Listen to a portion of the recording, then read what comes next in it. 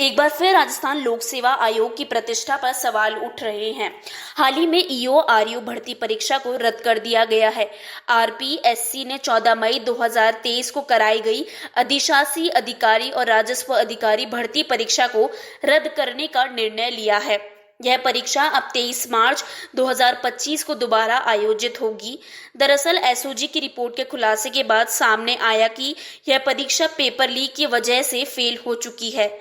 Report के अनुसार परीक्षा से पहले ही कुछ अभ्यर्थियों तक पेपर पहुंच चुका था। ईओ आरयू भर्ती परीक्षा में 1100 पदों के लिए कुल 1,96,483 अभ्यर्थी शामिल हुए थे। परीक्षा के दौरान बीकानेर में हाईटेक तरीके से नकल का मामला सामने आया। इस घटना ने प्रशासन को हिलाकर रख दिया और एक बार फिर पेपर लीक के माफियों की सक्रियता का प्रमाण मिला। एसओजी की जांच में पाया गया कि पेपर लीक के इस घोटाले में कई बड़े नाम और नेटवर्क शामिल थे।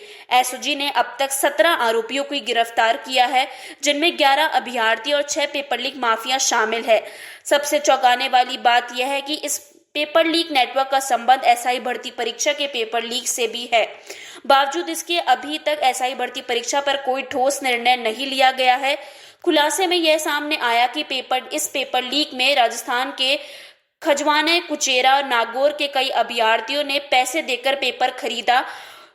तुलसाराम कालेरा और उसकी गैंग ने ब्लूटूथ के जरिए परीक्षा में नकल करवाई। इस पूरे मामले में परिवारजनों ने अपने बच्चों के चयन के लिए 30 से 40 लाख रुपए तक की रकम खर्च की। गौरतलब है कि एसीबी ने राजस्थान लोक सेवा आयोग के 2 सदस्यों को इस मामले में क्लीन चिट भी दे दी है, लेकिन इसके बावजूद चयनित अभ्यर्थियों ने परिणाम जारी करने के लिए जगह जगह प्रदर्शन किए। उन्होंने एसओजी मंत्रियों और शासन सचिवों से फाइल रिजल्ट की मांग की थी, लेकिन अब तक भर्ती परीक्षा ही रद्द कर दी गई है।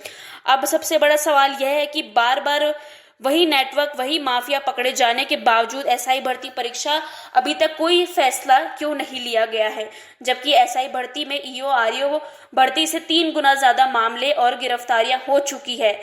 ईओ आरयू भर्ती परीक्षा के अलावा राजस्थान में पेपर लीक और नकल के कई और मामले सामने आए हैं।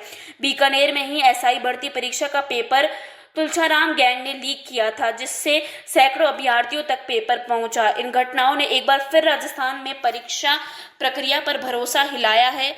राजस्थान में एक के बाद एक पेपर लीक की घटनाएं सामने आ रही है। प्रशासन द्वारा कड़े कदम उठाए जाने के बावजूद ऐसी घटनाएं रुकने का नाम नहीं ले रही है। क्या राजस्थान की परीक्षा प्रणाली में सुधार की जरूरत है? क्या आरपीएससी जैसी संस्थाएं माफियों पर लगाम कसने में विफल हो रही है?